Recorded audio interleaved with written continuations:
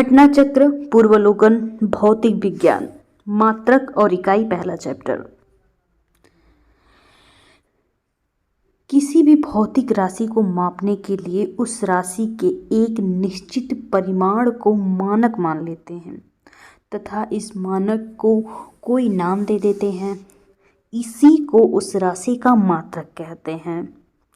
भौतिक राशियों के मापन के लिए निम्नलिखित 4 पद्धतियां प्रचलित हैं। सीजीएस पद्धति। इस पद्धति में लंबाई, द्रव्यमान तथा समय के मात्रक क्रमशः सेंटीमीटर लंबाई, द्रव्यमान ग्राम और समय सेकेंड है। इसे सेंटीमीटर, ग्राम, सेकेंड यानी सीजीएस पद्धति कहते हैं, जो इसका शॉर्ट नेम है। इसे फ्रेंच या मीट्रिक पद्धति भी कही जाती है। नोट: यांत्रिकी में आने वाली सभी भौतिक राशियों को लेंथ, द्रव्यमान तथा समय के मात्रकों में व्यक्त किया जा सकता है। इन तीनों राशियों के मात्रक एक दूसरे से पूर्णतः स्वतंत्र हैं तथा इनमें से किसी एक को किसी अन्य मात्रक में बदला अथवा उससे संबंधित नहीं किया जा सकता। इन राशियों को मूल राशि कहते हैं तथा इनके मात्रक को मूल मात्रक कहते हैं।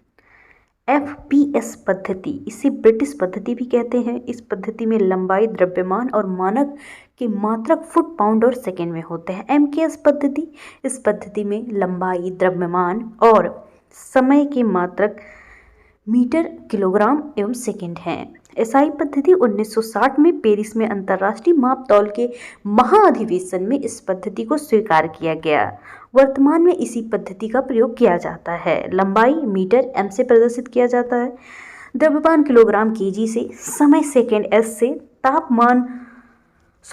समय सेकेंड से और ताप केल्विन के से प्रदर्शित होता है। विद्युत धारा एम्पियर ए से, ज्योति तीव्रता कैंडेला सीरी और पदार्थ का परिमाण मोल में होता है। स्पष्ट है कि उपरोक्त 7 सूत्र लंबाई, द्रव्यमान, समय, ताप, विद्युत धारा, ज्योति तीव्रता तथा पदार्थ का परिमाण के मात्रक पर आधारित पद्धति को इंटरनेशनल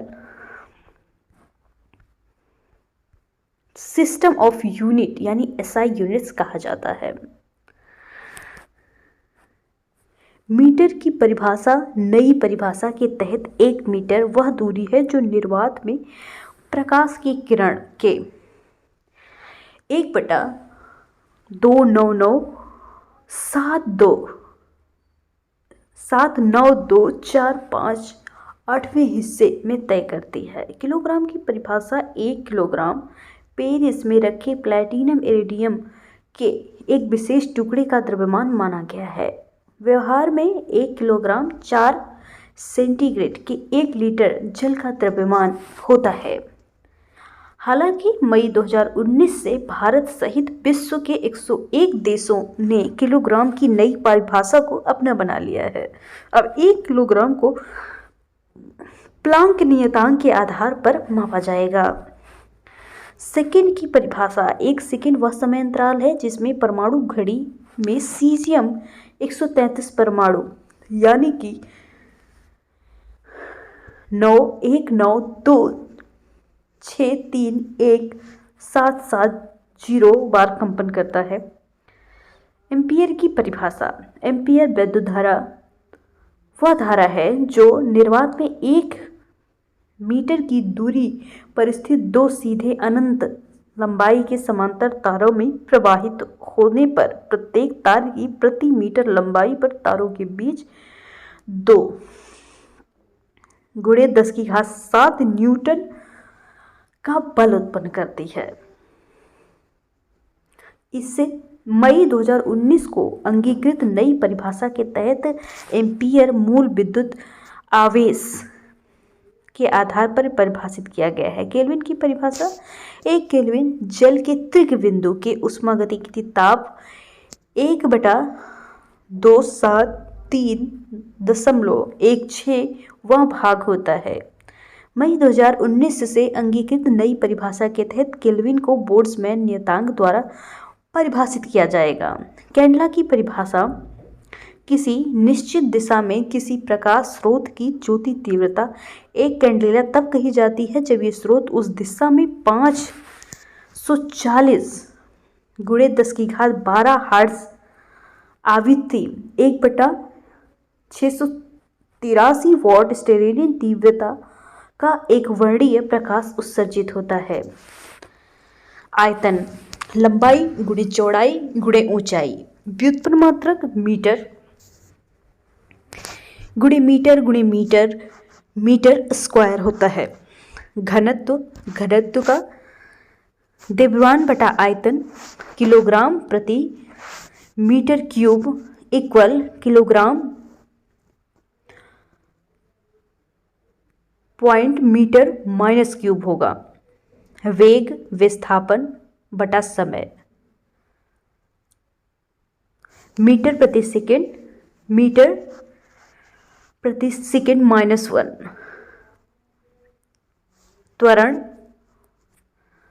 त्वरण वेग परिवर्तन बटा समय मीटर प्रति सेकेंड बटा सेकेंड बराबर मीटर प्रति सेकेंड स्क्वायर। बल द्रव्यमान गुणे त्वरण किलोग्राम गुणे मीटर से प्रति सेकेंड स्क्वायर, इसे न्यूटन भी कहा जाता है। कार्य बल गुणे विस्थापन न्यूटन इंटू मीटर, इसे जूल कहते हैं। शक्ति कार्य बटा समय जूल प्रति सेकेंड बराबर जूल सेकेंड, इसे वॉट भी कहा जाता है। समतल कोण रेडियन, घन कोण स्टेरेडियन। एक मोल की परिभाषा। एक मोल किसी पदार्थ की वो मात्रा है जिसमें उस पदार्थ के अवयवों की संख्या C12 यानी कि C12 के 0.012 किलोग्राम में परमाणुओं की संख्या के बराबर है। मई 2019 से अंगीकृत नई परिभाषा के तहत मोल को अवोगाद्रो नियतांक द्वारा परिभाषित किया जाएगा। व्युत्पन्न मात्रक लंबाई द्रव्यमान समय विद्युत धारा ताप ज्योति तीव्रता तथा पदार्थों के परिमाण के अतिरिक्त अन्य सभी भौतिक राशियों के मात्रक एवं अधिक मूल मात्रों और उपयुक्त घातें लगाकर प्राप्त किए जाते हैं, जिन्हें व्युत्पन्न मापक कहते हैं। प्रश्नकोश निम्नलिखित में से कौन सी मूल भौतिक राशि है? उत्तर होगा विद्युत धारा। लंबाई द्रव्यमान समय ताप विद्युत धारा ज्योति तीव्रता तथा पदार्थ का परिमाण 7 मूल भौतिक राशियां हैं। एक बार फिर से लंबाई द्रव्यमान समय ताप विद्युत धारा ज्योति तीव्रता तथा पदार्थ का परिमाण 7 मूल भौतिक राशियां हैं। मूल राशियों के मात्रक एक दूसरे से पूर्णतः स्वतंत्र होते हैं तथा इसमें से किसी एक को किसी अन्य मात्रक में बदला अथवा उससे संबंधित नहीं किया जा सकता। शक्ति का मात्रक क्या है? उत्तर होगा वाट। भौतिक में शक्ति वह विद्युत शक्ति है जिससे कोई कार्य किया जाता है, ये ऊर्जा संचारित होती है। शक्ति कार्य बटा समय। शक्ति का एसआई मात्रक वाट है जो जूल प्रति सेकेंड के बराबर होता है।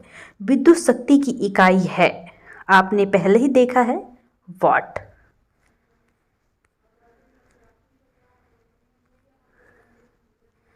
बल का मात्रक है न्यूटन। फोर्स का एसआई मात्रक न्यूटन या किलोग्राम मीटर प्रति सेकेंड स्क्वायर होता है। बल बराबर द्रव्यमान गुणित त्वरण होता है। किसी वस्तु पर लगा बल वस्तु के द्रव्यमान तथा उसमें उत्पन्न त्वरण के गुणनफल के बराबर होता है। कार्य का मात्रक जूल। जब किसी वस्तु पर बल लगकर विस्थापन उत्पन्न किया जाता है तो फोर्स द्वारा या फिर बल द्वारा किया गया कार्य बल तथा बल की दिशा में विस्थापन के गुणनफल के बराबर होता है। कार्य एक अदिश राशि है, इसका मात्रक न्यूटन मीटर है जिसे जूल भी कहा जाता है। आवृत्ति को नापा जाता है, उत्तर होगा हर्ट्ज में। आवृत्ति एसआई मात्रक हर्ट्ज होता है। एक सामान्य मनुष्य में 20 हर्ट्ज से 2000 हर्ट्ज की 20,000 हर्ट्ज की आवृत्ति की ध्वनि को सुन सकने की क्षमता होती है। हर्ट्ज नापा जाता है आवृत्ति में। चालक की विद्युत प्रतिरोधकता की इकाई है। विद्युत प्रतिरोध की इकाई ओम होगा, जो कि इसमें उत्तर में नहीं यहाँ पे है। किसी पदार्थ में विद्युत प्रतिरोधकता से उस पदार्थ द्वारा विद्युत धारा के प्रवाह का विरोध करने की क्षमता का पता चलता है। कम प्रतिरोधकता वाले पदार्थ आसानी से विद्युत आवेश को चलने देते हैं। इसका SI ओम मीटर होता है। विद्युत प्रतिरोधकता बराबर RA/I होता है, जहाँ पर R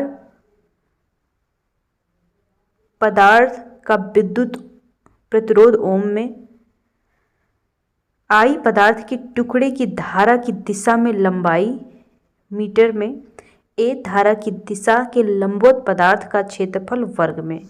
दिए गए विकल्प में फैराड धारिता का वोल्ट विद्युत विभवांतर, एम्पीयर विद्युत धारा का ओम विद्युत प्रतिरोधक होता है। ओम मीटर का मात्रक होता है। उत्तर होगा प्रतिरोधकता का।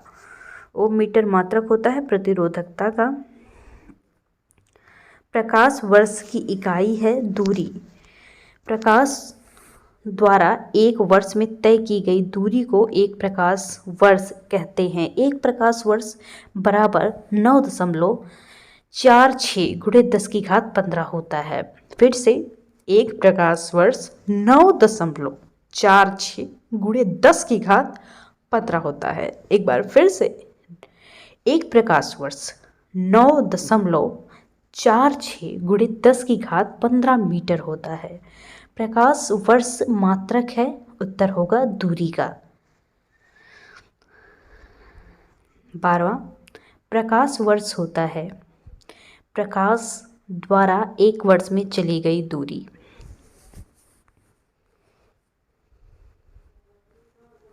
प्रकाश वर्ष निम्नलिखित में किसकी इकाई है? उत्तर होगा दूरी। प्रकाश वर्ष मात्रक इकाई है किसका? दूरी का।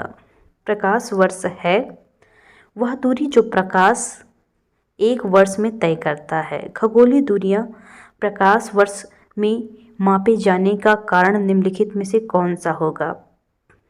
प्रकाश की गति सदैव एक समान होती है। खगोलीय दूरियां विशेष रूप से ग्रहों के बीच की दूरियां हैं। तारों के बीच की दूरियां इतनी विशाल होती हैं जिन्हें मील या किलोमीटर में व्यक्त करना अत्यधिक दुष्कर कार्य होता है, अतः उन्हें AU यानी एस्ट्रोनॉमिकल यूनिट, प्रकाश वर्ष, पारसिक इत्यादि में मापा जा सकता है। पूरे ब्रह्मांड में प्रकाश की गति स्थिर होती है और ये उच्च परिशुद्धता के लिए जानी जाती है। इसी कारण खगोलीय दूरियों को प्रकाश वर्ष में मापा जाता है। एक पारसिक तारों संबंधी दूरियां मापने का मात्रक है। उत्तर होगा एक पारसिक बराबर 3.25 प्रकाश वर्ष। पारसिक यानी कि पैरेललिस्टिक सेकेंड का संक्षिप्त रूप है। इसका प्रयोग लंबी खगोलीय दूरी को व्यक्त करने के संदर्भ में होता है। एक पारसिक बराबर 3 × 10⁻16 मीटर होता है। एक प्रकाश वर्ष 9.46 × 10⁻15 मीटर होता है और एक पारसिक 3.262 प्रकाश वर्ष होता है। पारसिक मात्रक है दूरी का। माप की कौन सी इकाई को 0.39 से गुणा करने पर 1 इंच प्राप्त होता है? उत्तर होगा सेंटीमीटर। 1 सेंटीमीटर बराबर 0.39 इंच। सेंटीमीटर में 0.39 से गुणा करने पर इंच प्राप्त होता है। 6 फीट लंबे व्यक्ति की ऊंचाई नैनोमीटर में कैसे व्यक्त की जाएगी? उत्तर होगा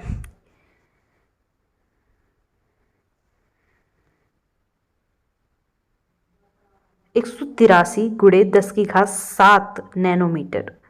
1 नैनोमीटर बराबर 10⁻⁻9 मीटर। 1 फीट बराबर 0.305 मीटर। 1 फीट बराबर 30.5 गुणे 10⁻7 नैनोमीटर। 6 फीट बराबर 6 गुणे 30.5 गुणे 10⁻7 नैनोमीटर बराबर 183 गुणे 10⁻7 नैनोमीटर। 1 नैनोमीटर होता है 10⁻−7 नैनोमीटर के। नैनोमीटर मीट्रिक प्रणाली में लंबाई की एक इकाई है जो कि 10 की घात गुणे 1.0 गुणे 10⁻−9 के समतुल्य है। 1 नैनोमीटर बराबर 1.0 गुणे 10⁻−9 मीटर। 1 मीटर बराबर 100 सेंटीमीटर। 10⁻−9 मीटर बराबर 10⁻2 गुणे 10⁻9 सेंटीमीटर बराबर 10⁻−7 सेंटीमीटर। 1 नैनोमीटर बराबर होता है 10⁻−9 मीटर के। नैनोमीटर लंबाई का एक सूक्ष्म मात्रक है। इसे nm संकेत द्वारा प्रदर्शित किया जाता है। 1 नैनोमीटर का 1 अरबवां भाग होता है। इसका मान 10 एंगस्ट्रॉम के बराबर होता है। 1 नैनोमीटर बराबर 10⁻−9 मीटर होता है। एम्पियर मापने की इकाई एम्पियर विद्युत धारा। एम्पियर विद्युत धारा मापने की इकाई होती है यदि किसी चालक तार में 1 एम्पियर की धारा प्रवाहित हो रही है। इसका अर्थ है कि उस तार में प्रति सेकंड 6.25 गुणे 10⁻18 इलेक्ट्रॉन एक सिरे से प्रविष्ट होते हैं तथा इतने ही इलेक्ट्रॉन प्रति सेकंड दूसरे सिरे से बाहर निकल जाते हैं। मेगावाट बिजली के नापने की इकाई उत्तर होगा उत्पादित की जाती है। मेगावाट बिजली के नापने की इकाई है जो विद्युत उत्पादन केंद्र में उत्पन्न की जाती है। 1 मेगावाट 10�6 मिलियन वाट के बराबर होती है।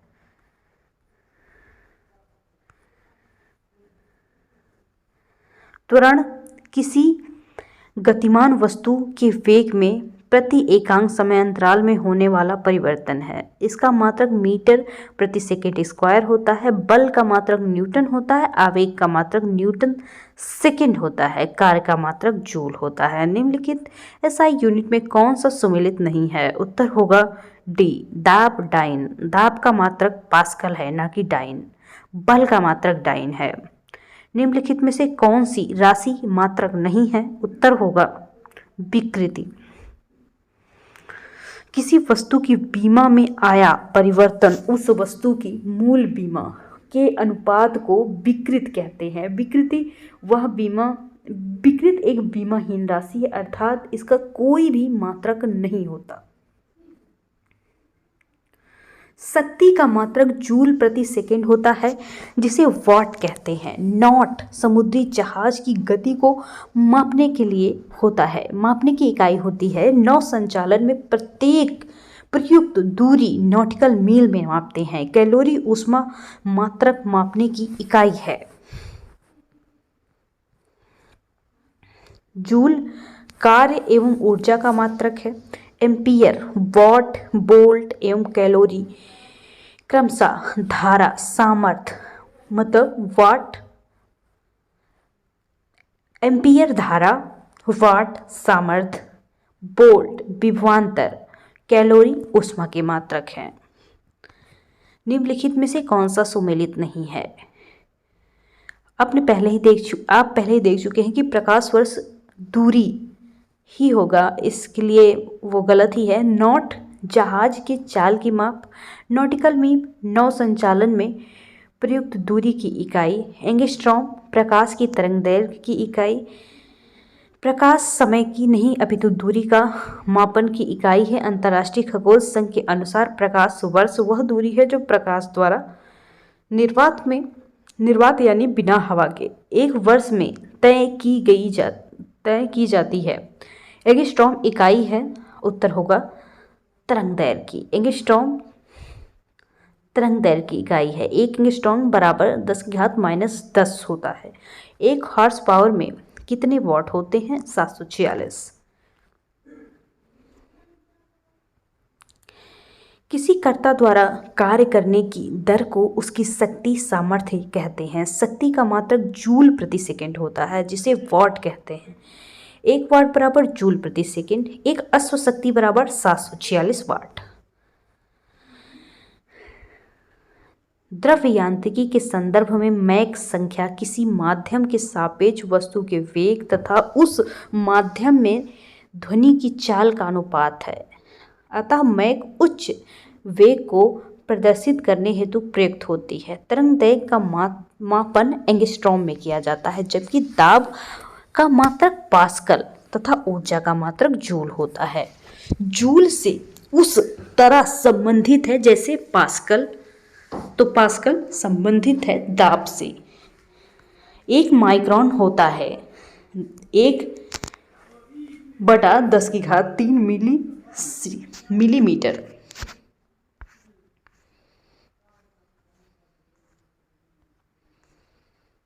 एक माइक्रोन 10⁻⁻6 मीटर बराबर 10⁻⁻6 × 10⁻³ ml। 1/10³ ml बराबर 1/10³ मिलीमीटर। 1 माइक्रोन लंबाई प्रदर्शित करता है। उत्तर होगा 10⁻⁻4 सेंटीमीटर। 1 माइक्रोन 10⁻6 मीटर लंबाई प्रदर्शित करता है। इसे म्यू कहते हैं, जो कि यू और यू के बगल में एक लाइन आपको दिख रही होगी।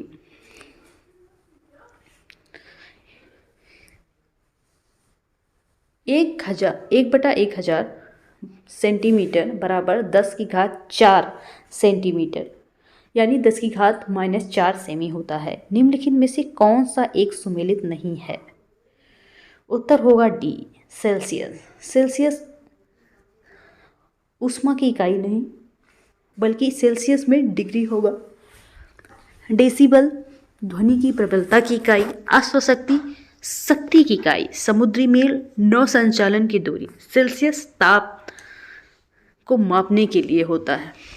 ऊष्मा का मात्रक कैलोरी होता है। नौ संचालन में प्रयुक्त दूरी को मापने की इकाई समुद्री मील होती है।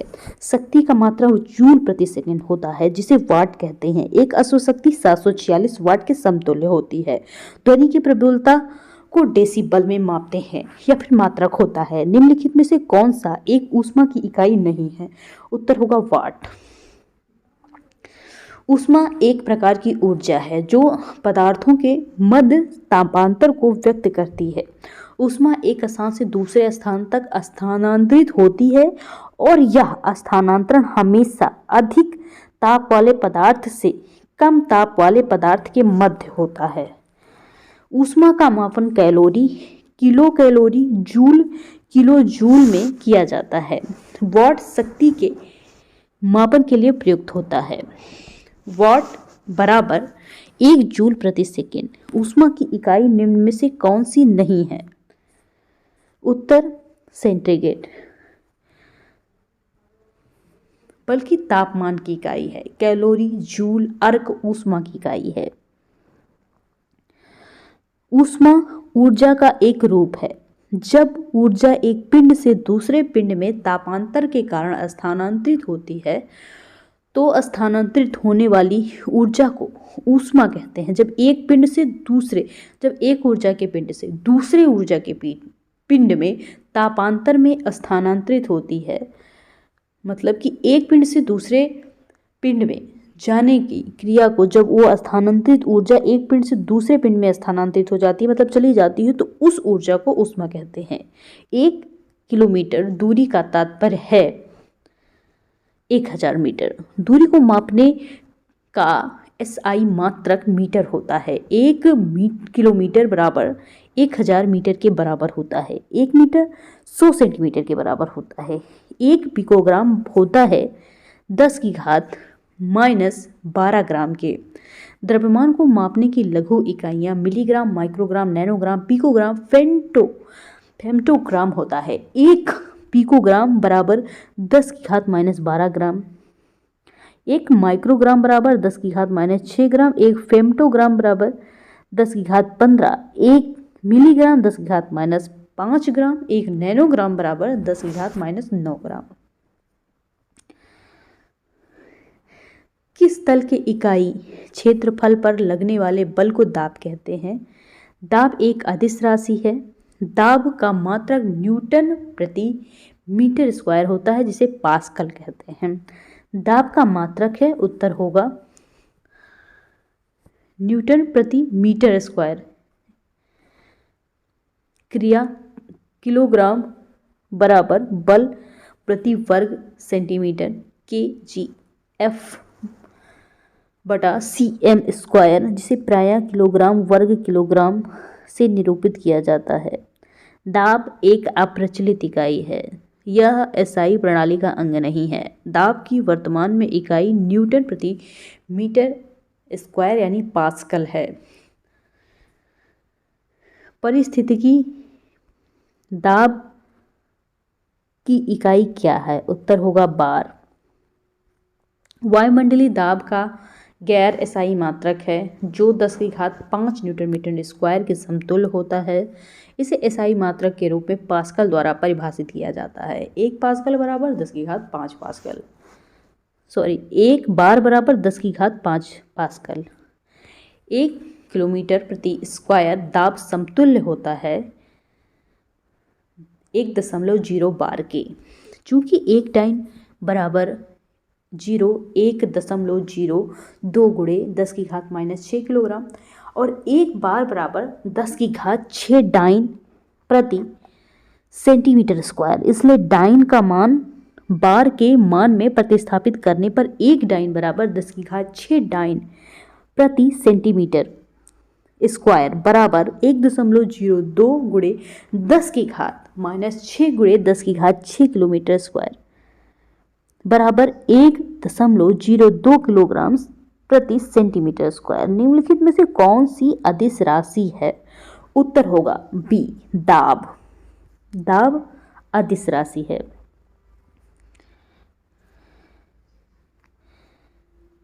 पास्कल इकाई है, उत्तर होगा दाब की। किसी तल के इकाई क्षेत्रफल पर लगने वाले बल को दाब कहते हैं। दाब एक अदिश राशि है। दाब का मात्रक न्यूटन प्रति मीटर होता है, इसे पास्कल कहते हैं। 1 पास्कल बराबर 1 न्यूटन प्रति मीटर स्क्वायर होता है। दाब का इकाई क्या है? न्यूटन प्रति मीटर स्क्वायर। तो इसका आंसर ए ही है। अब आगे चलते हैं। वे राशियां जिनको व्यक्त करने के लिए दिशा एवं परिमाण दोनों आवश्यक होते हैं सदिश राशियां कहलाती हैं। जिनकी दिशा और परिमाण दोनों निश्चित होते हैं उन्हें सदिश राशियां कहते हैं। उदाहरण के लिए बल, वेग, विस्थापन, त्वरण, संवेग। अब बल लगाया जा रहा है तो किस दिशा में लगाया जा रहा है, उसका परिमाण क्या है।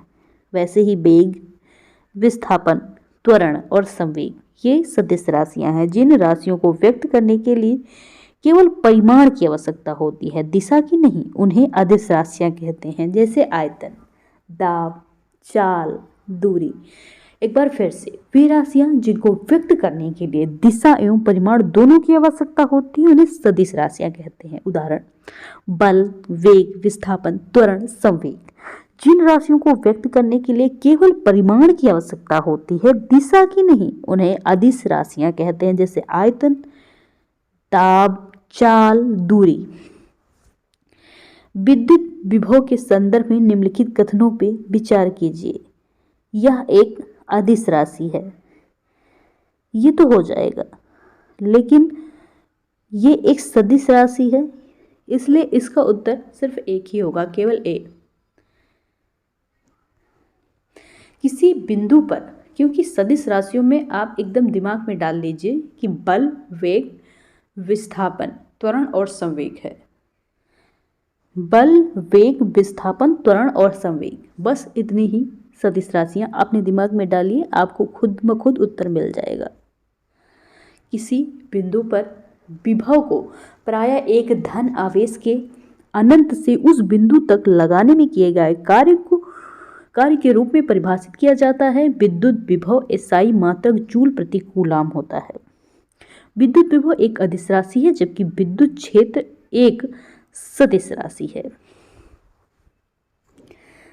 तेल का एक बैरल निम्न में से किसके लगभग होता है? उत्तर होगा 159 लीटर। पूर्व में तेल की मात्रा को बैरल में नापा जाता था। इससे घन मीटर या क्यूबिक मीटर में नापा जाता था। एक बैरल बराबर 158.987 लीटर। एक बैरल बराबर 0.1588987 घन मीटर। एक बैरल बराबर 42 यूएस गैलन। एक बैरल बराबर 34.9723 यूके गैलन। एक बैरल बराबर 42 यूएस गैलन। इतना ही याद रखिए। लंबाई की न्यूनतम इकाई क्या होती है? उत्तर होगा लंबाई की न्यूनतम इकाई फर्मी मीटर होती है। 1 माइक्रोन बराबर 10⁻⁻6 मीटर। 1 नैनोमीटर बराबर 10⁻9 मीटर। 1 एंगस्ट्रॉम बराबर 10⁻10 मीटर। 1 फर्मी मीटर बराबर 10⁻15 मीटर। इस तरह प्रश्नगत विकल्पों में न्यूनतम इकाई फर्मी मीटर है।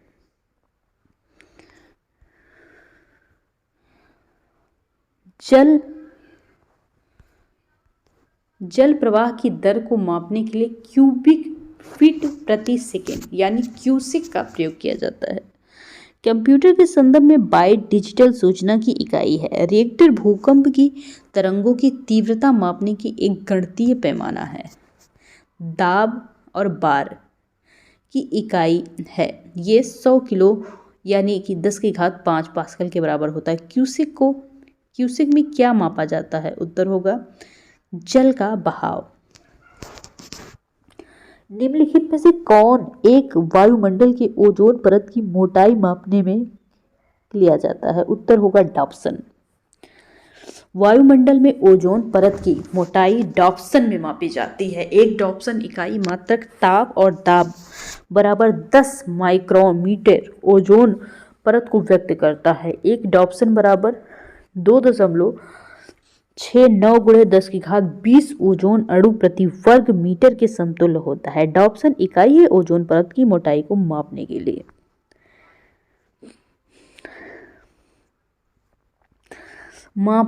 मापक यंत्र एवं पैमाने। अल्टीमीटर ऊंचाई मापक यंत्र मुख्यतः विमानों में प्रयोग में होता है। एमीटर विद्युत धारा मापक यंत्र। एनीमोमीटर वायु वेग मापी। एंटी एनीमोमीटर सौर विकिरण मापक। एटमोमीटर वाष्पीकरण मापक। ऑडियोमीटर ध्वनि की तीव्रता मापन यंत्र। बैरोग्राफ वायुमंडल का निरंतर मापन करने वाला यंत्र। बैरोमीटर वायुमंडलीय दाब मापने वाला यंत्र। बोलोमीटर ऊष्मीय या विद्युत चुम्बकीय विकिरण संसूचक यंत्र। कैलिपर्स वस्तुओं के आंतरिक एवं बाहरी व्यास को मापने का यंत्र। कैलोरीमीटर पदार्थ द्वारा अवशोषित या मुक्त की गई ऊष्मा की मात्रा को मापने वाला यंत्र। कार्डियोग्राफ हृदय की गति को रिकॉर्ड करने वाला उपकरण। क्रोनोमीटर समय का पूर्ण परिशुद्धता के मापन वाली घड़ी जिसका प्रयोग मुख्यतः नाविक द्वारा समुद्र में किया जाता है। कैलोरीमीटर रंग के तीव्रता के मापन वाले पदार्थ की सांद्रता का पता लगाने के प्रयोग से किया जाता है। कैथेटोमीटर ऊर्ध्वाधर दूरी मापक यंत्र। क्रायोमीटर एक प्रकार का थर्मामीटर जिसका उपयोग निम्न ताप के मापने के लिए किया जाता है।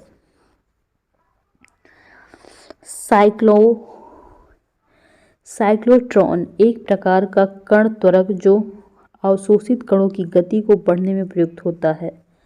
किस्कोग्राफ पौधे की वृद्धि मापने का उपकरण। डिलैटोमीटर पदार्थ के आयतन में होने वाला परिवर्तन को मापने वाला उपकरण। डिप सर्किल इस यंत्र की मदद से किसी स्थान के नति कोण का मान निकाला जाता है। डायनमो यांत्रिक ऊर्जा को विद्युत ऊर्जा में परिवर्तित करने वाला उपकरण। डायनेमोमीटर बल आघूर्ण या शक्ति को मापने वाला उपकरण। इलेक्ट्रोसाइनसिफलोग्राफ मस्तिष्क की विद्युत गतिविधि को मापने वाला यंत्र। इलेक्ट्रोमीटर विद्युत आवेश तथा विद्युत विभवांतर को मापने वाला उपकरण। इलेक्ट्रोस्कोप किसी निकाय में विद्युत आवेश की उपस्थिति का पता लगाने वाला उपकरण। इवेपोरीमीटर वायुमंडल में जल वाष्पीकरण की दर का मापन करने वाला उपकरण। एंडोस्कोप शरीर के आंतरिक अंगों का निरीक्षण करने वाला यंत्र। फेदोमीटर सागर की गहराई मापने की युक्ति। फ्लक्समीटर चुंबकीय प्रवाह मापक यंत्र। गैल्वानोमीटर विद्युत धारा मापी यंत्र। ग्रेविमीटर गुरुत्वीय त्वरण मापने का यंत्र। जायरोस्कोप कोणीय संवेग मापक यंत्र। हाइड्रोमीटर द्रव जल के तुलनात्मक घनत्व का मापन करने वाला यंत्र। हाइग्रोमीटर वायुमंडल के सापेक्षिक आर्द्रता मापने का यंत्र। हाइड्रोफोन अंतर्जलीय ध्वनि को रिकॉर्ड करने वाला उपकरण। हाइग्रोस्कोप वातावरण में उपस्थित आर्द्रता के परिवर्तन को दर्शाता है। हिस्पोमीटर दी गई ऊंचाई पर जल के क्वथनांक को ज्ञात कर ऊंचाई को मापने वाला उपकरण। काइमोग्राफ विभिन्न शारीरिक गतिविधियों जैसे रक्तचाप, दाब, मांसपेशियों का संकुचन के परिवर्तन का ग्राफ में रेखांकन करने का उपकरण। लैक्टोमीटर दूध की गुणवत्ता का पता लगाने के लिए अपेक्षित घनत्व का मापन करने का उपकरण। लक्समीटर प्रकाश की तीव्रता मापने का उपकरण। लिसीमीटर वाष्पोत्सर्जन मापक यंत्र। मैग्नेटोमीटर किसी चुंबकीय क्षेत्र की तीव्रता दिशा का मापन करने वाला उपकरण। मैनोमीटर द्रवों एवं गैसों के दाब का मापन करने वाला उपकरण। माइक्रोफोन यह यंत्र ध्वनि तरंगों को विद्युत स्पंदनों में परिवर्तित करता है। माइक्रोटोम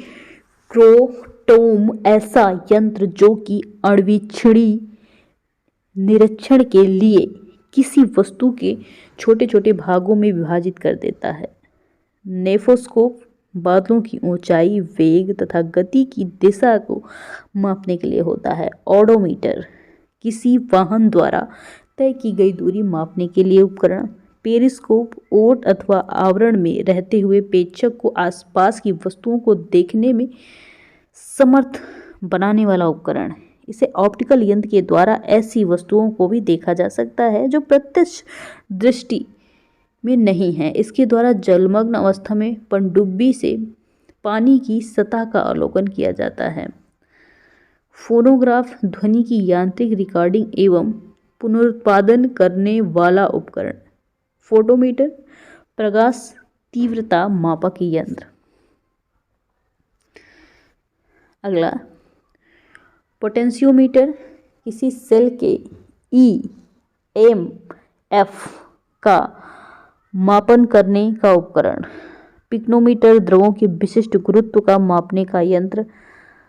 पाइरेलियोमीटर सौर विकिरण का मापन करने वाला यंत्र।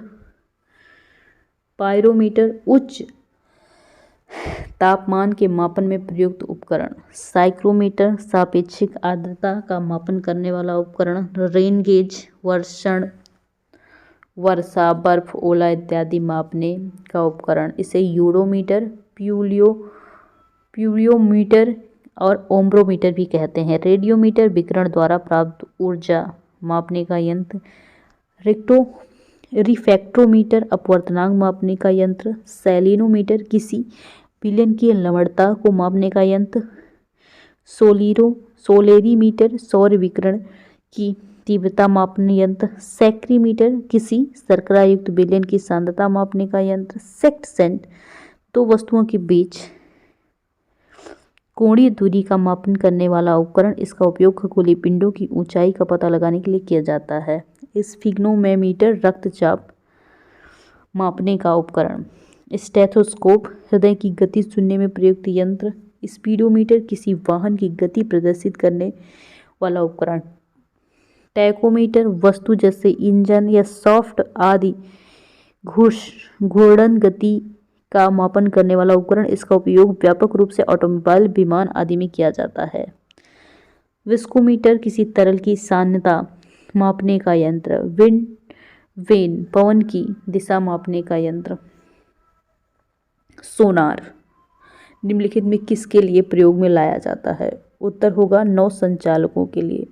Sonar sound navigation and ragging का प्रयोग नौ संचालकों द्वारा किया जाता है। सोनार की सहायता से महासागरों में डूबी हुई वस्तु की स्थिति जानने के लिए उच्च आवृत्ति की पराश्रय तरंगों को महासागर की गहराई में भेजा जा सकता है। ये तरंगें उस वस्तु से टकराकर प्रतिध्वनि के रूप में वापस लौट आती हैं, जिनकी सहायता से महासागर में डूबी हुई वस्तु की वास्तविक स्थिति की जानकारी मिलती है। महासागर में डूबी हुई वस्तु की स्थिति की जानकारी के लिए निम्नलिखित में से किसका प्रयोग किया जाता है? उत्तर होगा सोनार। सोनार से हमें क्या पता चलता है? उत्तर होगा पराश्रय तरंगों का। ध्वनि की तीव्रता को मापने वाला यंत्र ऑडियोमीटर द्वारा ध्वनि की तीव्रता का मापन किया जाता है, जबकि एनीमोमीटर द्वारा वायु के वेग को मापा जाता है। क्रोनोमीटर एक ऐसा उपकरण है जो तापमान, आर्द्रता, वायुदाब आदि के परिवर्तन होने के बावजूद समय का पूर्ण परिशुद्धता के साथ मापन करता है। ऑडियोफोन दोषयुक्त श्रवण शक्ति में सुनने के लिए प्रयोग किया जाता है। एनीमोमीटर निम्नलिखित में से किसका मापन है? पवन वेग। वायु की गति निम्नलिखित में से किसके द्वारा मापी जाती है? एनीमोमीटर वायु के वेग मापा जाता है। वायुमंडलीय दाब को मापने के लिए बैरोमीटर, हाइड्रोमीटर द्रव जल के घनत्व को मापने में किया जाता है। निम्नलिखित में से कौन सा सुमेलित नहीं है? उत्तर होगा टैक्योमीटर या तापमांतर। टैक्योमीटर का प्रयोग सर्वेक्षण उपकरण है जिससे क्षैतिज दूरी, लंबवत उन्नयन और दिशाओं के त्वरित मापन हेतु डिजाइन किया गया है।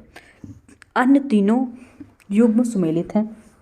पायरोमीटर की सहायता से दूर स्थित उच्च तापीय वस्तुओं को नापते हैं। पहले में एनीमोमीटर वायु की चाल, अमीटर विद्युत धारा, पायरोमीटर उच्च ताप। पायरोमीटर किसके मापन में किया जाता है? उत्तर होगा उच्च ताप। पायरोमीटर या पूर्ण विकिरण उत्मापी की सहायता से अत्यधिक उच्च तापों की माप की जाती है। यह माप स्टीफन के नियम के आधार पर है, जिसके अनुसार उच्च ताप पर किसी वस्तु से उत्सर्जित विकिरण की मात्रा उसके परम ताप के चतुर्घात के अनुक्रमानुपाती यानी E बराबर होती है। इसकी सहायता से दूरी यथा सूर्य आदि के ताप के मापन E प्रोपोर्शनल 10⁴ होती है। इसकी सहायता से दूर की वस्तुओं यथा सूर्य आदि के ताप का मापन किया जाता है। इस तापमापी से वस्तु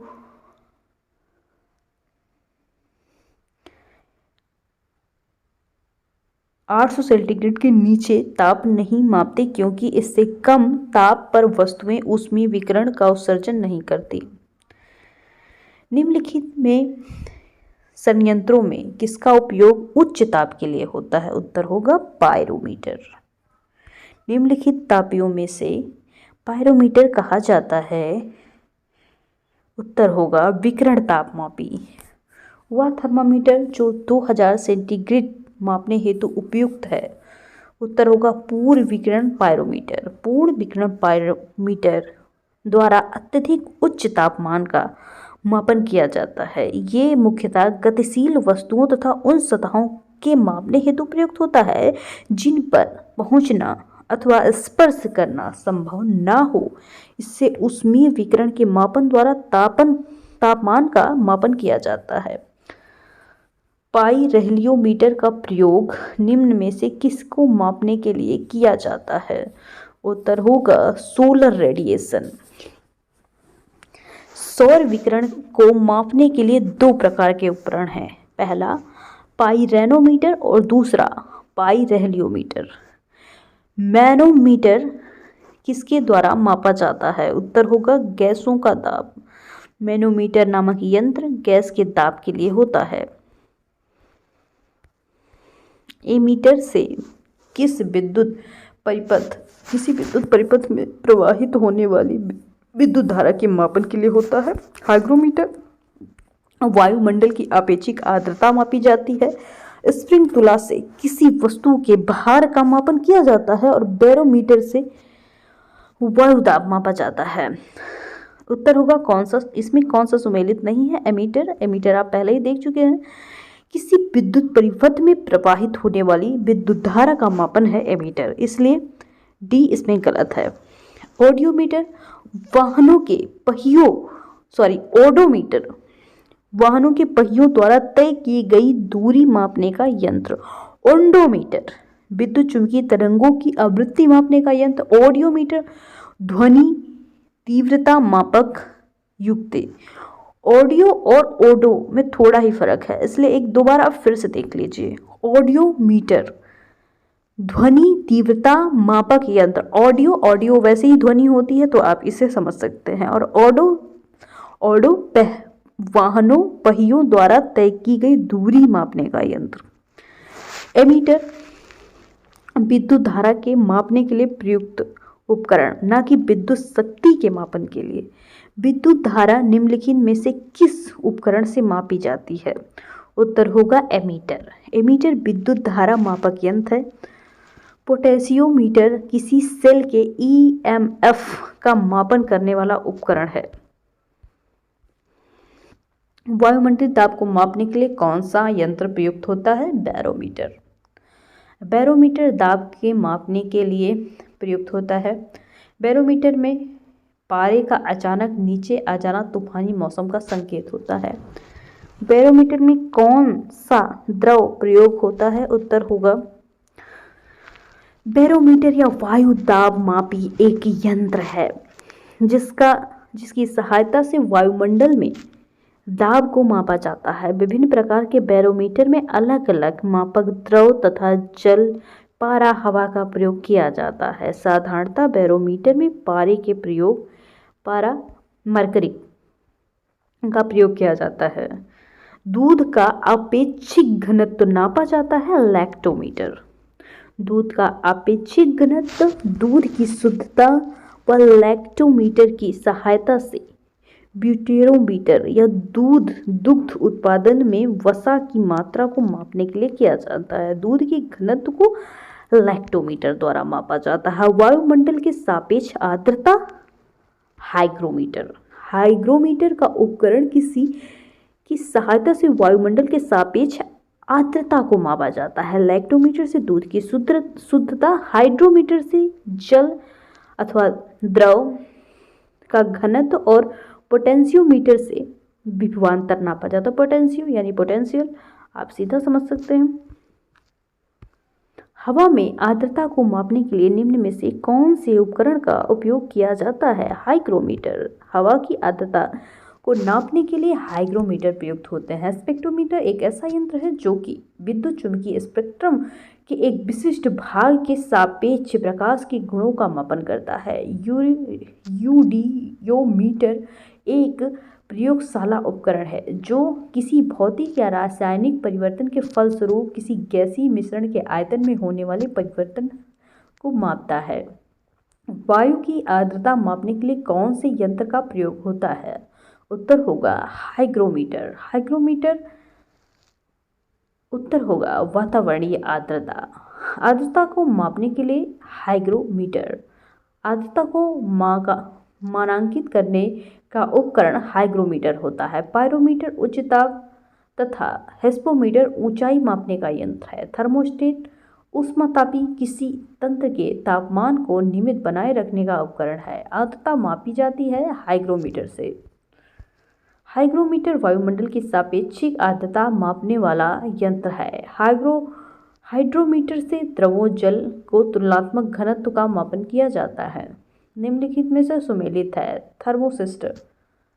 इलेक्ट्रॉनिक थर्मामीटर। थर्मोसिस्टर एक उपकरण है जो कि इलेक्ट्रॉनिक थर्मामीटर की भांति कार्य करता है। स्टेथोस्कोप की सहायता से हृदय की धड़कन सुनते हैं। स्फिग्मोमैनोमीटर के द्वारा रक्तचाप मापते हैं। कैरोमीटर की सहायता से सोने की शुद्धता मापा जाता है। कैरेटोमीटर से कैरेटोमीटर सिंपल से सोने की शुद्धता मापने में किया जाता है। लक्सीमीटर से प्रकाश की तीव्रता मापते हैं। रक्तदाब मापने के लिए होता है प्रयोग स्फिग्मोमैनोमीटर। और अगर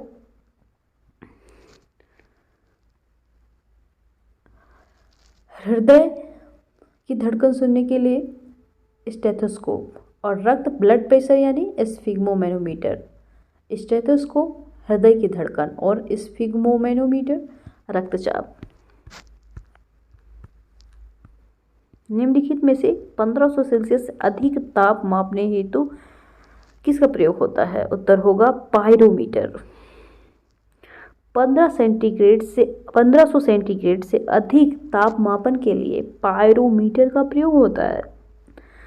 प्रकाश की तीव्रता मापने के लिए जिस उपकरण का उपयोग होता है उसे कहा जाता है लक्समीटर। प्रकाश की तीव्रता नापने का उपकरण लक्समीटर है, जबकि कैलोरी एक प्रकाश सुग्राही उपकरण है जो कि किसी पदार्थ द्वारा अवशोषित किए गए रंग को मापता है। रडार उपयोग में आता है। उत्तर होगा रेडियो तरंगों द्वारा वस्तुओं की स्थिति को ज्ञात करने में। रडार शब्द मूलतः एक संक्षिप्त रूप है जिसका पूर्ण रूप है रेडियो डिटेक्शन एंड रैंगिंग। ये वस्तुओं का पता लगाने वाली एक प्रणाली है जो कि सूक्ष्म तरंगों का उपयोग करती है। इसके द्वारा रेडियो तरंगों के माध्यम से दूर की वस्तुओं की स्थिति, ऊंचाई, दिशा एवं गति की जानकारी होती है। निम्नलिखित में से कौन सी राशि रिएक्टर पैमाने पर मापी जाती है? भूकंप की तीव्रता।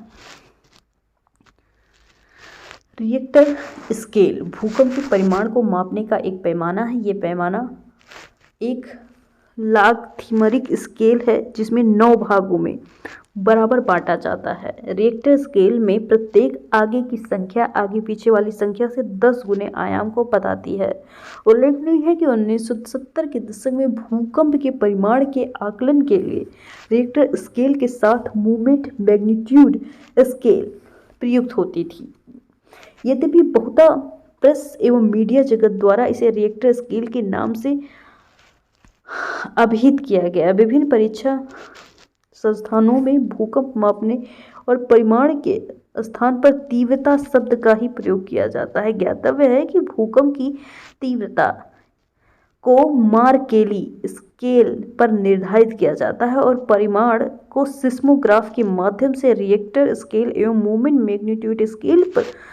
तथापि परीक्षा प्रश्नों में भूकंप तीव्रता के आशय से भूकंप की शक्ति से है जो कि मार्केली स्केल ना होकर रिएक्टर स्केल यानी सिस्मोग्राफ के लिए होता है। भूकंप की तीव्रता मापी जाती है। उत्तर होगा रिएक्टर के पैमाने पर। रिएक्टर के पैमाने पर क्या मापा जाता है? भूकंपीय लहरों का आयाम।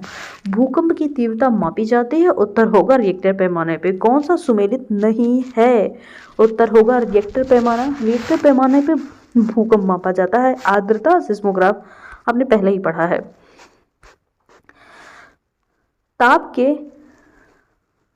आर्द्रता हाइग्रोमीटर आपने पहले ही पढ़ा है। रिएक्टर पैमाना आर्द्रता नहीं बल्कि भूकंप के लिए प्रयुक्त होता है। ताप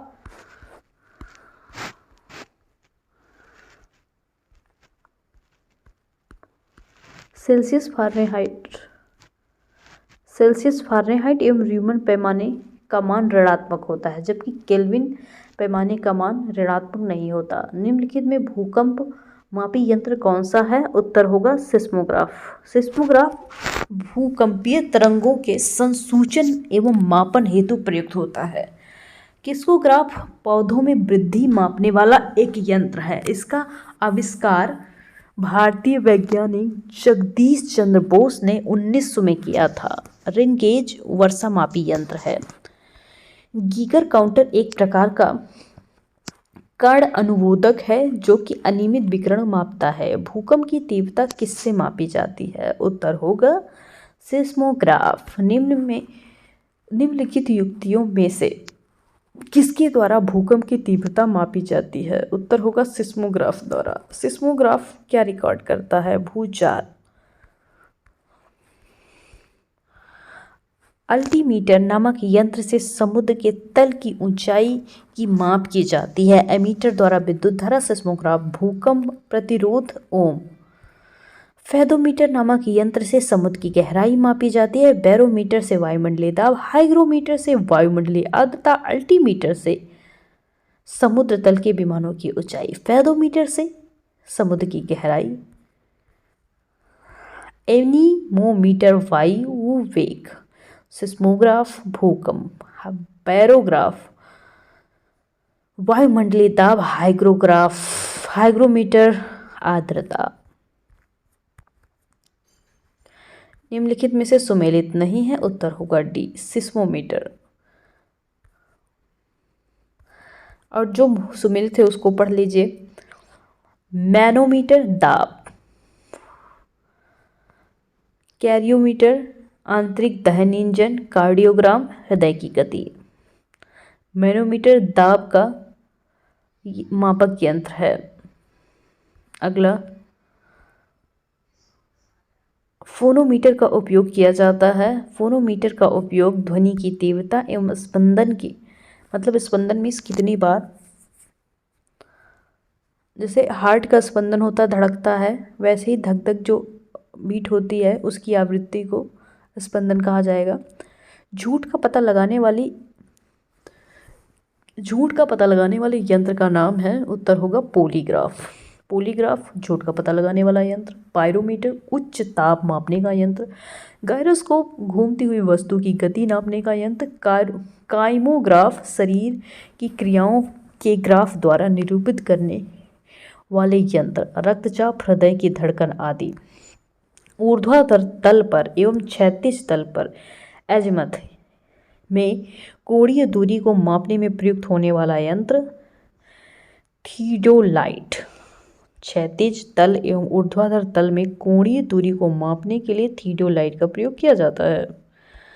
चैप्टर आ गया यांत्रिकी। इसमें द्रव्यमान, बल, त्वरण, कार्य, ऊर्जा, संवेग और गति को पढ़ने वाले हैं। यांत्रिकी भौतिक विज्ञान की वो शाखा जिसमें पिंडों पर बल लगाने या उन्हें विस्थापित करने पर उनके व्यवहार में होने वाली परिवर्तनों का अध्ययन किया जाता है। भार किसी वस्तु पर पृथ्वी द्वारा लगाया गया आकर्षण बल उस वस्तु का भार कहलाता है। द्रव्यमान किसी वस्तु या पदार्थ के परिमाण को उस वस्तु या पदार्थ का द्रव्यमान कहते हैं। किसी वस्तु का द्रव्यमान प्रत्येक स्थान पर स्थिर रहता है। इसे m से प्रदर्शित करते हैं। भार और द्रव्यमान में क्या अंतर होता है? पृथ्वी का आकर्षण बल भार होता है। द्रव्यमान वस्तु या पदार्थ का परिमाण। भार इसका मात्रक न्यूटन होता है। द्रव्यमान इसका मात्रक ग्राम या किलोग्राम होता है। भार या एक सदिश राशि है, द्रव्यमान अदिश राशि है। भार वस्तु या भार भिन्न भिन्न स्थानों पर भिन्न भिन्न हो सकता है। द्रव्यमान किसी वस्तु या द्रव्यमान प्रत्येक स्थान पर अचर होते हैं। दूरी एवं विस्थापन प्रतिदिन की भाषा में दूरी और विस्थापन एक ही अर्थ में प्रयोग किए जाते हैं, परंतु भौतिकी में इन दोनों शब्दों का अर्थ भिन्न भिन्न है। जब एक वस्तु एक बिंदु से दूसरे बिंदु की ओर चलती है तो इस चली गई दूरी वस्तु द्वारा तय किए गए अप्रत्यक्ष मार्ग की वास्तविक लंबाई, जबकि विस्थापन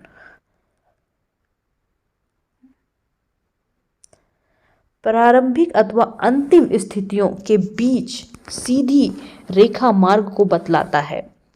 इसलिए गतिशील वस्तु द्वारा चली गई दूरी जो भी हो, वस्तु का विस्थापन सदैव वस्तु की प्रारंभिक और अंतिम स्थितियों के बीच सबसे कम दूरी द्वारा प्रदर्शित होता है। चली गई दूरी केवल परिमाण होता है, जबकि विस्थापन के परिमाण के साथ साथ दिशा भी होती है। स्पष्ट है कि दूरी एक अदिश राशि है, जबकि विस्थापन एक सदिश राशि है।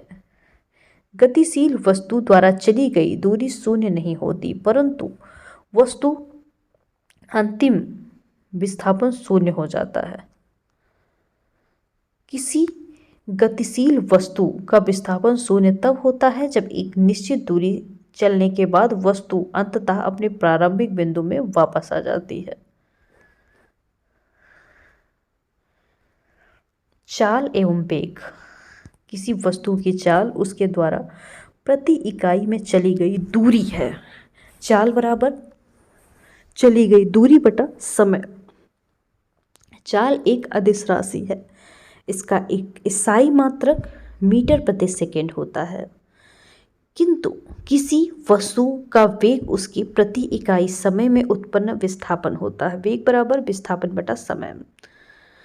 चाल एवं वेग में अंतर है। चाल में केवल परिमाण होता है, उसमें कोई विशिष्ट दिशा नहीं होती, जबकि वेग में परिमाण के साथ साथ दिशा भी होती है। अतः वेग एक सदिश राशि है। किसी वस्तु के त्वरण को समय के साथ उसके वेग में परिवर्तन दर के रूप में परिभाषित किया जाता है। त्वरण बराबर वेग परिवर्तन बटा समय। त्वरण आरंभिक वेग और प्रारंभिक वेग बटा समय। यदि वस्तु का प्रारंभिक वेग u है और टाइम t, तो अंतिम वेग v होगा। त्वरण बराबर a equal v minus u बटा t। त्वरण का एसआई मात्रक मीटर प्रति सेकंड होता है। न्यूटन की गति के नियम। पिंडों की गति का वर्णन करने के लिए न्यूटन ने 3 नियम परिभाषित किए हैं। इन नियमों को न्यूटन की गति के नियम से जाना जाता है। न्यूटन के गति के नियम बल की परिशुद्धता परिभाषित करते हैं और वस्तु पर लगाए गए बल तथा उसके द्वारा प्राप्त की गई गति अवस्था के बीच संबंध बताते हैं।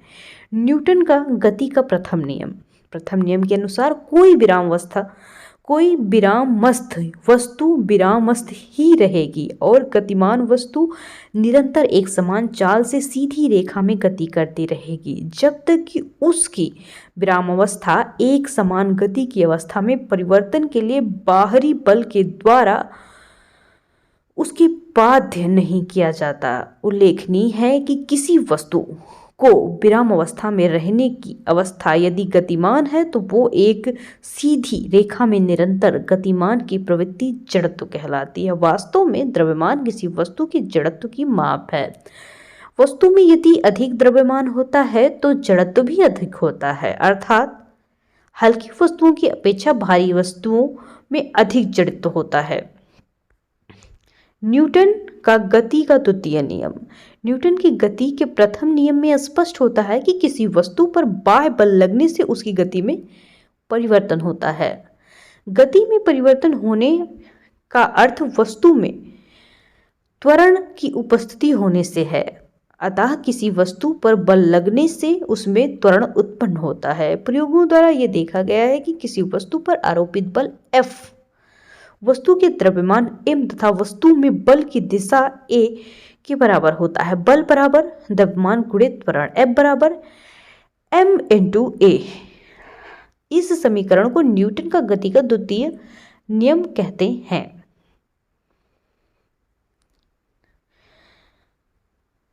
ये एसआई मात्रक न्यूटन, इसका एसआई मात्रक न्यूटन होता है। 1 न्यूटन वह बल है जो किलोग्राम द्रव्यमान की वस्तु पर लगाए गए मीटर प्रति सेकंड स्क्वायर का त्वरण उत्पन्न करते हैं।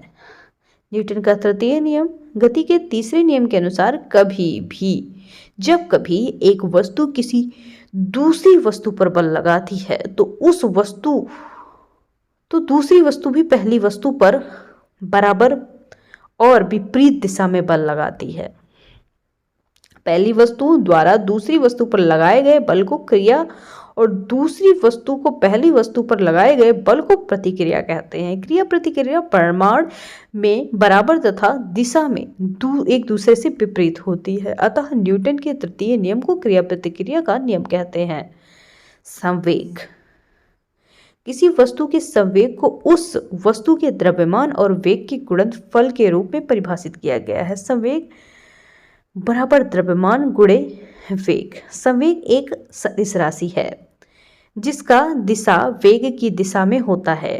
प्रत्येक गतिमान वस्तु में संवेग होता है। संवेग का SI मात्रक किलोमीटर प्रति सेकंड होता है। संवेग परिवर्तन, किसी वस्तु के संवेग परिवर्तन की दर वस्तु पर लगे बाह्य बल के समानुपाती होती है। संवेग सदैव बल की दिशा में होता है। ये न्यूटन की गति के द्वितीय नियम का एक अन्य रूप है। स्पष्ट है कि बल प्रोपोर्शनल संवेग में परिवर्तन बटा समय। यदि m यानी कि द्रव्यमान की वस्तु का प्रारंभिक वेग u है तो इसके प्रारंभिक संवेग mu होगा। t समय तक वस्तु पर F के बल करने पर इसका अंतिम वेग v हो जाता है। अतः वस्तु का अंतिम वेग mv यानी कि द्रव्यमान वेग होता है। संवेग में परिवर्तन बराबर mv माइनस mu होगा।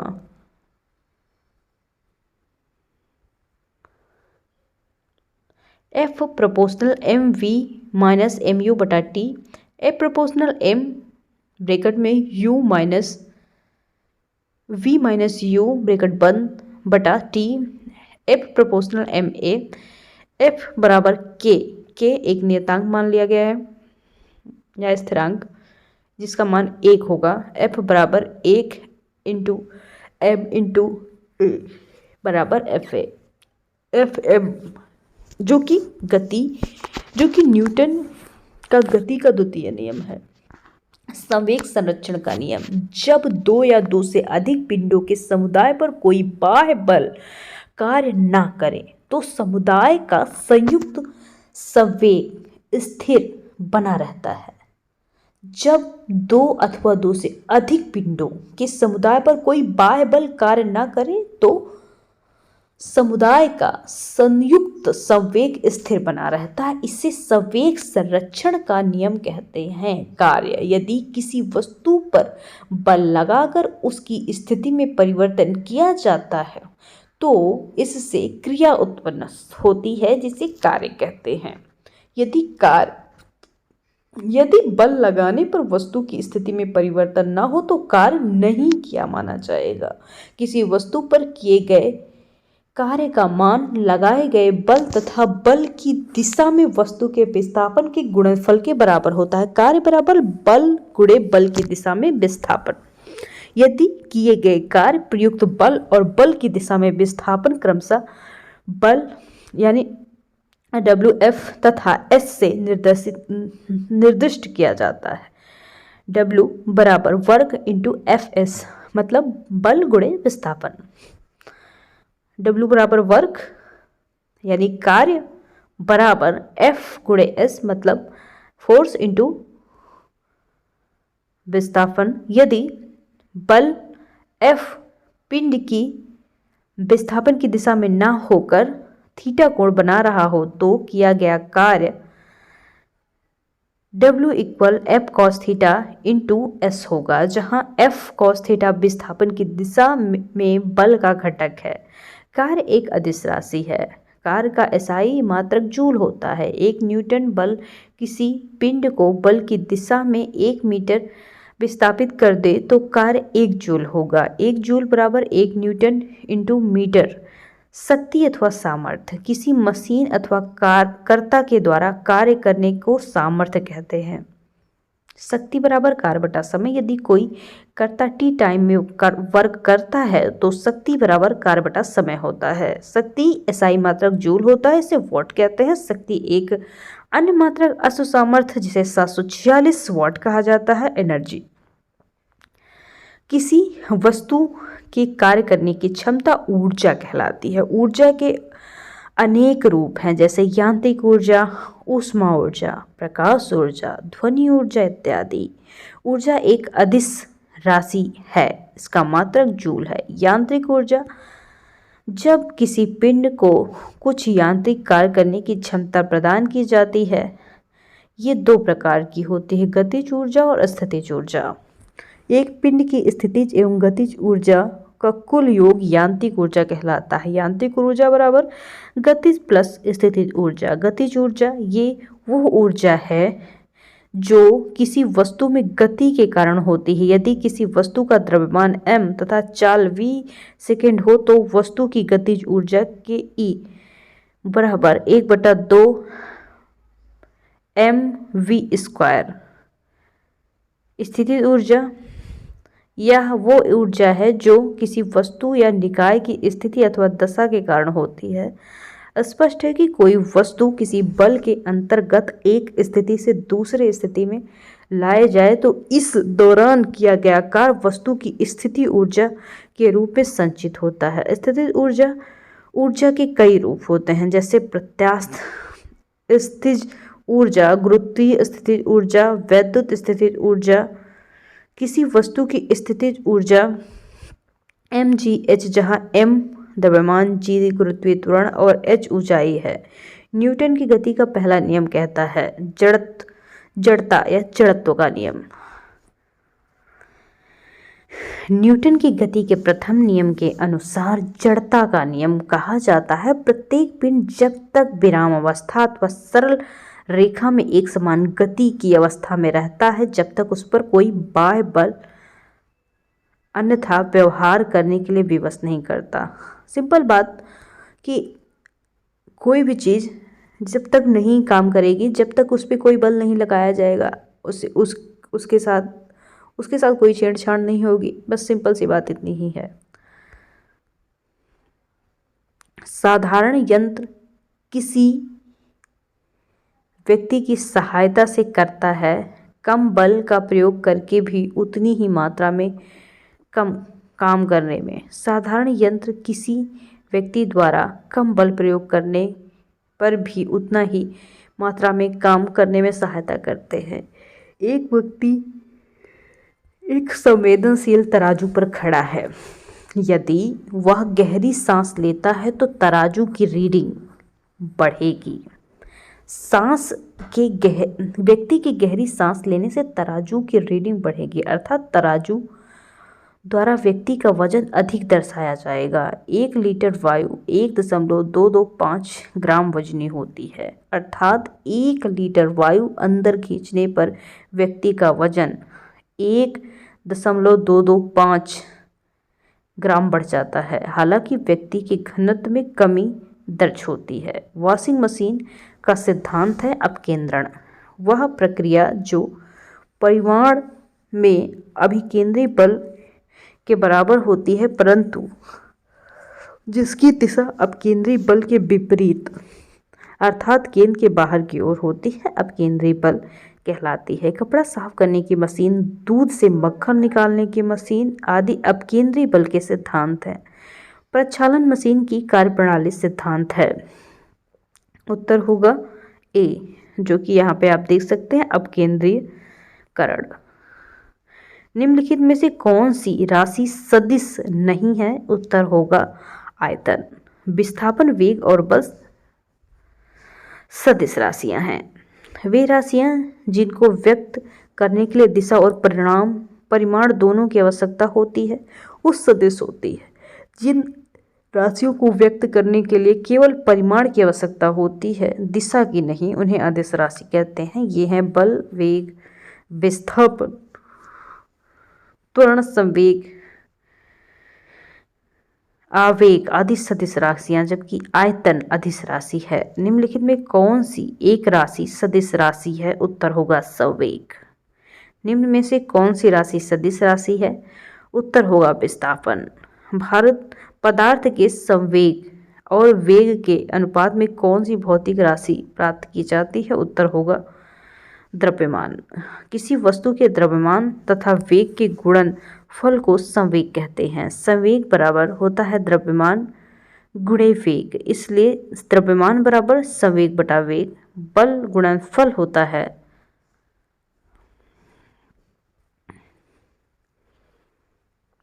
बल व धक्का या खिंचाव है जो वस्तु द्वारा दूसरी वस्तु पर आरोपित होता है, इसलिए बल बराबर द्रव्यमान गुणे त्वरण यानी F बराबर m में होता है। यदि किसी घन के आयतन और पृष्ठ क्षेत्रफल को निरूपित करने वाली संख्या समान हो तो उस घन के किनारे की लंबाई माप की इकाई होगी। उत्तर होगा 6। घन का आयतन L क्यूब एक घन की भुजा है। घन का पृष्ठ क्षेत्र 6L स्क्वायर होगा प्रश्नानुसार। L क्यूब बराबर 6L स्क्वायर, अतः 1 बराबर L बराबर 6। ऊर्जा संरक्षण का आशय है ऊर्जा ना तो सृजन होती है और ना ही विनाश। ऊर्जा संरक्षण के मूल सिद्धांत के अनुसार ऊर्जा का ना तो सृजन किया जाता है और ना ही विनाश। ऊर्जा हवाओं की ऊर्जा होती है केवल गतिज। बहती हुई हवा केवल गतिज ऊर्जा होती है। हवाओं की गतिज ऊर्जा को गतिज ऊर्जा के अन्य रूपों जैसे विद्युत या यांत्रिक ऊर्जा में परिवर्तित किया जाता है। वायु शक्ति में ऊर्जा का कौन सा रूप विद्युत ऊर्जा में परिवर्तित होता है? उत्तर होगा बहती हुई वायु से उत्पन्न की गई ऊर्जा को पवन ऊर्जा कहते हैं। पवन ऊर्जा के उत्पादन के लिए हवादार जगह पर पवन या चक्कियों को लगाया जाता है जिसके द्वारा वायु में गतिज ऊर्जा में परिवर्तन होता है। इस यांत्रिक ऊर्जा को जनित्र के माध्यम से विद्युत ऊर्जा में परिवर्तित किया जाता है। एक ट्रेन जैसे ही चलना आरंभ करती है उसमें बैठे हुए यात्री का सिर पीछे की ओर झुक जाता है। इसका कारण है? उत्तर होगा स्थिरता का जड़त्व। यदि ट्रेन के एकाएक चल देने से पीछे की ओर गिर जाते हैं, इसका कारण ये है कि यात्री के शरीर का निचला हिस्सा जो गाड़ी के संपर्क में है, ये हिस्सा गाड़ी के साथ साथ चलने लगता है, परंतु ऊपरी हिस्सा स्थिरता के जड़त्व के कारण विरामावस्था में बने रहने का प्रयत्न करता है। यात्री के शरीर का ऊपरी हिस्सा पीछे की ओर झुक जाता है। एक पूर्णतः घर्षणहीन पिष्ट पर खड़ा एक व्यक्ति सीटी बजाने से अपनी गति में लाया जा सकता है। उत्तर होगा यदि किसी तंत्र पर कोई बाह्य बल क्रियाशील नहीं होता तो इसका संवेग परिवर्तित नहीं होता। उत्तर होगा ए और दोनों सही हैं, और लेकिन ए का स्पष्टीकरण सही नहीं। घर्षणहीन पृष्ठ पर कोई भी व्यक्ति गति नहीं करता, क्योंकि किसी भी प्रकार की गति के लिए घर्षण आवश्यक है। हालांकि पूर्णतः घर्षण रहित सतह पर कोई व्यक्ति सीटी बजाकर अपने को गति में ला सकता है। सीटी बजाने से व्यक्ति एक दिशा में हवा छोड़ेगा, जिसके परिणाम स्वरूप विपरीत दिशा में गति करने लगेगा। कारण में संवेग संरक्षण के सिद्धांत का उल्लेख है। सड़क पर चलने की अपेक्षा बर्फ पे चलना कठिन है, क्योंकि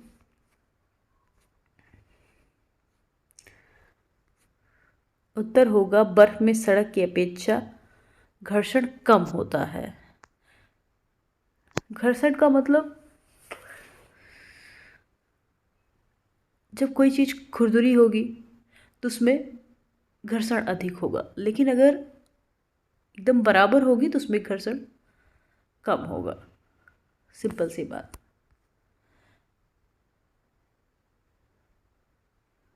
सड़क पर चलने में हमें आसानी होती है, क्योंकि पृथ्वी पर उसकी सतह खुरदुरी होने के कारण घर्षण बल उत्पन्न होता है। उसकी सतह खुरदुरी होने के कारण ही हम उस पर पैर टिका सकते हैं, पृथ्वी को पीछे ढकेलते हैं, और न्यूटन के तृतीय यानी क्रिया प्रतिक्रिया का नियम के अनुसार होता है। इसके विपरीत बर्फ में सड़क की अपेक्षा घर्षण कम होता है। सड़क पर चलने की तुलना कठिन होता है। निम्न कथन पर तथा उससे निकाले गए निष्कर्ष पर विचार कीजिए। उत्तर होगा सी। एक बार गाड़ी चल पड़ने के बाद घर्षण कम होता है। भरी हुई गाड़ी को चलाने में उसमें चलायमान रखने के लिए आवश्यक बल से अपेक्षित अधिक बल लगाना पड़ता है, क्योंकि एक बार गाड़ी चल देने के बाद घर्षण कम हो जाता है। एक मनुष्य स्थिर नाव से 5 मीटर प्रति सेकंड की चाल से कूदा और 0.5 मीटर प्रति सेकंड की चाल से नाव खिसकी। बताएं कि नाव का द्रव्यमान मनुष्य के द्रव्यमान के कितना गुना होगा। उत्तर होगा 10 गुना।